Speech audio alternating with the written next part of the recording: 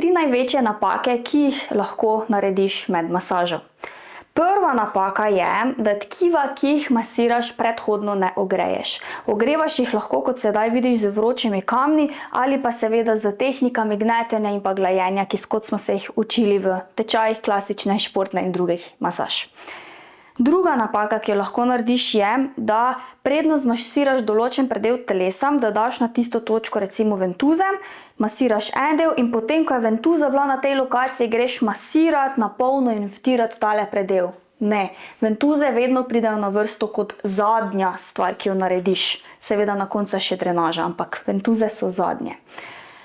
In pa tretja stvar, ki jo pogosto opazim, hrbet nima smeri masaže. Vse naše okončine imajo smer masaže, torej v smeri srca.